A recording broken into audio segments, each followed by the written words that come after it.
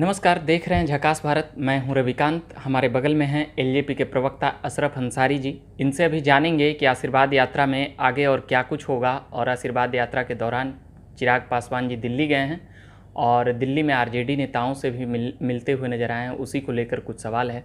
अशरफ अंसारी जी, पहले तो आशीर्वाद यात्रा को लेकर क्या कहेंगे? देखिए, हमको नहीं लगता कि अब आशीर्वाद यात्रा के संदर्भ में कुछ कहने की आवश्यकता है। बिहार की जो जनता है, जिनका आशीर्वाद इसके पहले भी विगत बिहार विधानसभा चुनाव में हमारी पार्टी के राष्ट्रीय अध्यक्ष आदरणीय चिराग पासवान जी को और हमारी पार्टी को 26 लाख मत दे करके समस्त बिहार वासियों ने अपना आशीर्वाद दिया है। इसी आशीर्वाद यात्रा का पहला चरण जो पूरा हुआ है, वो आप सभी मित्रों ने देखा है कि अपार जन समर्थन और जो आशीर्वाद मिला है वो हम लोगों के लिए भी अकल्पनीय था। इतना नहीं सोचे थे कि इतना गाड़ी और इतने लोग नहीं आए। हम लोग नहीं सोचे थे कि इतना प्यार, इतना स्नेह और इतना आशीर्वाद हमारी पार्टी को, हमारी पार्टी के राष्ट्रीय अध्यक्ष आदरणीय चिराग पासवान जी को मिलेगा। चिराग जी दिल्ली गए हैं तो उसके बाद तो कोर्ट ने तो यह मामला को अब टाल दिया है कि अब ये मामला को देखेंगे लोकसभा के स्पीकर और चुनाव आयोग देखेगी। इसको लेकर क्या अभी खबर? नहीं, ठीक है, जो संवैधानिक प्रक्रिया है वो प्रक्रिया अपनी हो रही है और जो न्यायिक प्रक्रिया है वो भी चल रही है। हम लोगों को संविधान और न्याय प्रक्रिया पर, न्याय प्रणाली पर पूरा विश्वास है और हम समझते हैं कि अंत में जीत हमारी पार्टी की होगी और पार्टी के राष्ट्रीय अध्यक्ष आदरणीय चिराग पासवान जी की होगी। राजद के नेता से मिलते हुए नजर आए हैं चिराग पासवान, तो इसको लेकर खबर ज़्यादा बन रही है। खबर बन रही होगी, लेकिन राष्ट्रीय जनता दल के जो सम्मानित नेता गए हुए थे, श्याम रजक जी गए थे, तो उन्होंने स्वयं भी कहा है कि वो एक शिष्टाचार मुलाकात के लिए गए थे और हमारी पार्टी के संस्थापक और परमादरणीय स्वर्गीय रामविलास पासवान जी से उनका अंतरंग संबंध रहा है, काफ़ी पुराना संबंध रहा है। तो वो दिल्ली गए हुए थे, तो गए थे राष्ट्रीय अध्यक्ष जी से मिले, तो इसमें हम नहीं समझते कि किसी तरह का कोई कयास लगाने की आवश्यकता है। और जनता दलियों से तो रिश्ते खटास भरा रहा है चिराग का, पर क्या बीजेपी ने भी साथ नहीं दिया चिराग का, ऐसा कुछ? देखिए, बीजेपी ने साथ दिया नहीं दिया इसको तो हम नहीं कुछ कह सकते अभी, लेकिन ये बात ज़रूर है कि जिस तरह से हमारी पार्टी के राष्ट्रीय अध्यक्ष आदरणीय चिराग पासवान जी मोदी जी के प्रति बहुत समर्पित थे। हाँ, निश्चित तौर पे प्रधानमंत्री जी ही नहीं, भारतीय जनता पार्टी के प्रति भी हम लोग एक वफादार सिपाही की तरह खड़े थे और वो समर्पित कार्यकर्ता के मतलब समर्पित थे और हम लोगों ने भी उम्मीद की थी। तो उस उम्मीद में कहीं कुछ कमी जरूर दिखती है। अब कारण क्या है ये तो वही लोग बताएंगे, लेकिन ये बात सच है कि हम लोगों को जो उम्मीद थी, उस उम्मीद पर आज जिस वक्त उनकी ज़रूरत थी, उस उम्मीद पर कहीं ना कहीं कुछ कमी ज़रूर रह गई है। नीतीश जी, अनुभव का लाभ और एक्सपीरियंस जो राजनीति का 40-50 सालों का उनका रहा है, उसका फ़ायदा वह लेते हुए नज़र आए हैं इस प्रकरण में। देखिए, नीतीश जी के अनुभव का लाभ इसको हम नहीं कर सकते। किसी का घर तोड़ करके और आप अपना घर बना लीजिए, ये अनुभव नहीं है। और ये नीतीश कुमार जी को, अगर राजनीति के किसी एक पहलू को देखिएगा ना नीतीश कुमार जी के, तो उनको इसी में पारंगत है वो, कि किसी का भी घर तोड़ करके अपना घर बनाने में। आज तक मतलब आप समझिए कि जनता ने तो उनको नकार दिया।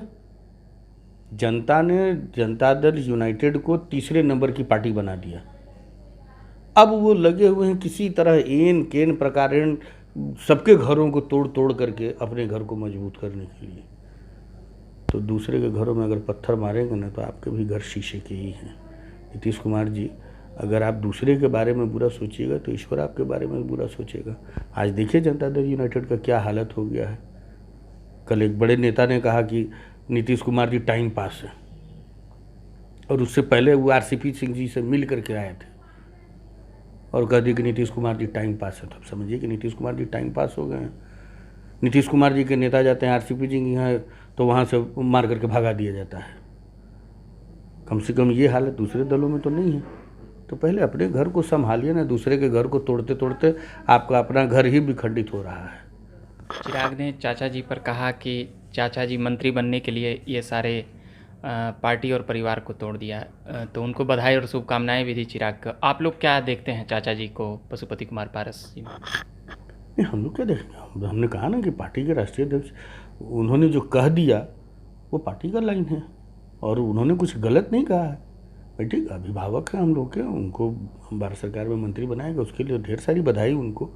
लेकिन हाँ, ये भी सच हो गया कि जो वो इल्ज़ाम लगाते थे राष्ट्रीय अध्यक्ष जी पर या और किसी पर भी कि हम पार्टी को हम तोड़े हैं इन वजहों से, वो तो अब स्पष्ट हो गया ना। अब तो सारे लोग जान गए कि हाँ किस वजह से वो तोड़े, किसके कहने से तोड़े, क्यों तोड़े, और जो तोड़े उसका उनको रिजल्ट मिला।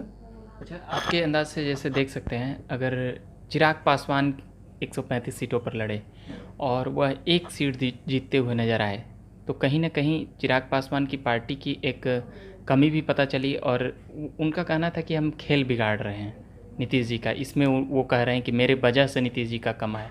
तो इन सब भी प्रकरण को आप कैसे देखते हैं? देखिए, इस प्रकरण को नहीं देखना था, ये निर्णय अंतिम निर्णय हुआ। पार्टी हमारी, हमने कहा कि राष्ट्रीय अध्यक्ष जी लगातार एनडीए के सभी सम्मानित नेताओं के संपर्क में थे, उन लोगों से बार बार कह रहे थे कि भाई हमारी पार्टी छोटी है, हमको अपनी तैयारी करनी है, तो हमको आप कम से कम बता दीजिए, जो भी हमारा सम्मानित एक आंकड़ा है हमको आप दे दीजिए कि हम उसकी तैयारी करें। आगे के चुनाव में क्या आरजेडी के साथ तालमेल बनाते हुए नजर आएंगे? अभी ऐसा कुछ भी नहीं। देखिए, भविष्य के गर्भ में कुछ भी छुपा हुआ है, कुछ भी हो सकता है। अभी पहले तो मैं आपके पहले वाले क्वेश्चन का जवाब दे दूं कि वो आधे पर छूट गया था, तो उस पर लगातार राष्ट्रीय अध्यक्ष जी भारतीय जनता पार्टी की और एनडीए के सभी बड़े नेताओं से लगातार संपर्क करते रहे। अंतिम में आकर के उनको 15 सीट का ऑफर किया गया था।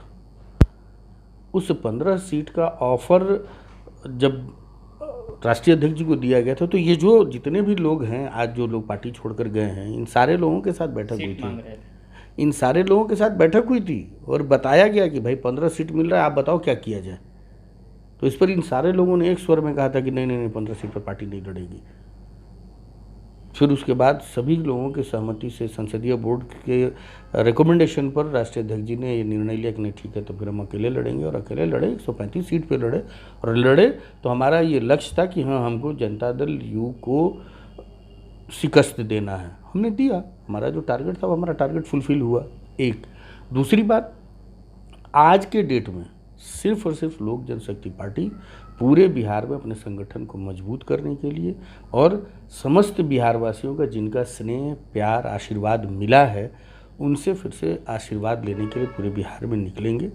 और जब चुनाव आएगा तो गठबंधन को देखा जाएगा, उस समय गठबंधन का क्या स्वरूप होगा वो उस वक्त तय होगा। उस वक्त राष्ट्रीय अध्यक्ष जी जो निर्णय लेंगे, उस निर्णय के साथ पार्टी उनके साथ खड़ी रहेगी। बीजेपी के प्रवक्ता यह कहते हुए नजर आए हैं कि चिराग पासवान आरजेडी के संपर्क में थे, जैसे चुनाव के वक्त भी तेजस्वी और उनके खिलाफ कैंडिडेट देकर, तेज प्रताप के खिलाफ कैंडिडेट देकर वो बीजेपी को नुकसान कर रहे थे। ये बयान अपने आप में हास्यास्पद और विवादास्पद भी है। पता नहीं किसने, भारतीय जनता पार्टी के किस नेता ने ये बयान दिया है, और जिसने भी दिया हम उनसे आग्रह करेंगे कि ज़रा अपने पार्टी के जो सर्वमान्य नेता हैं इस संदर्भ में उनसे भी बात कर लें और उनसे ज़रा सा जानकारी ले लें कि किस परिस्थिति में और कैसे और क्यों ये लड़ाई हुई और कैसे ये लड़ाई हुई, और उसमें उनके जो नेता हैं, जो बड़े नेता हैं पार्टी के, उनका उसमें उनकी क्या भूमिका थी।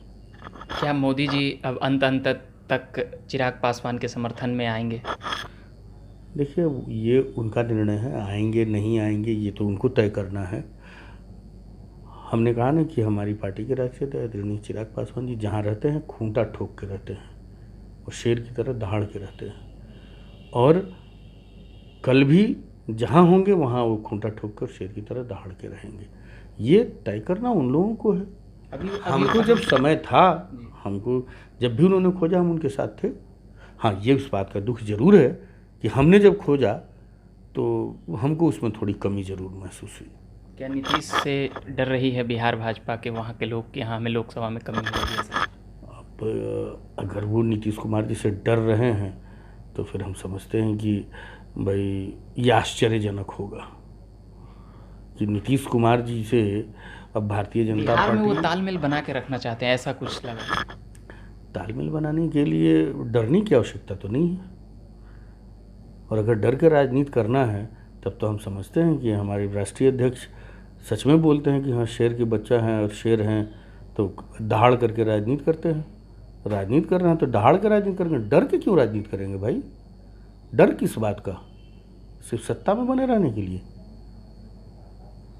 अगर सत्ता में बने रहने के लिए ही डर है तो फिर तब राजनीति और सिद्धांत की बात मत कीजिए। आशीर्वाद यात्रा की अब आगे की तैयारी क्या, कहाँ कहाँ होगी, क्या क्या होने वाला है? प्रथम चरण पूरा हुआ, द्वितीय चरण की तैयारी हम लोगों की चल रही है। कब तक चलेगी? ये प्रत्येक हम जिले में या नहीं, प्रत्येक जिले में होगा। हर सप्ताह में लगभग 3 दिन 4 दिन। अब चूँकि अभी अगले सप्ताह से संसद का सत्र भी शुरू हो रहा है तो उसमें भी उस सबको देखते हुए यह निर्णय लिया गया है कि हर सप्ताह में 3 दिन सत्र वाइज जो है हम लोग कम से कम 3 जिला 4 जिला हम लोग जरूर इसको लेंगे, टेकअप करेंगे। राष्ट्रीय अध्यक्ष जी का भी आदेश है और संसद का सत्र खत्म होने के बाद फिर हम लोग उसको पूरा करेंगे, क्योंकि 8 अक्टूबर से संभवतः राष्ट्रीय अध्यक्ष जी पद यात्रा भी करेंगे। तमाम बातें सामने आ गई। अशरफ अंसारी जी ने बड़ी सहजता से सारी बातों को समझाया है और बताया है। लोक जनशक्ति पार्टी की अभी मैं खबर कवर कर रहा हूँ। उसके बाद बिहार की तमाम पॉलिटिकल अपडेट्स भी मैं देते रहूँगा। अभ्यर्थियों के मुद्दे भी मैं लाते रहूँगा, चाहे वो शिक्षक बहाली हो या दरोगा बहाली हो या कोई भी अभ्यर्थियों से जुड़े मुद्दे हों यूनिवर्सिटी के। अभी के लिए इतना ही कहेंगे। झकास भारत आप देख रहे होंगे। मेरा नाम है रविकांत। धन्यवाद।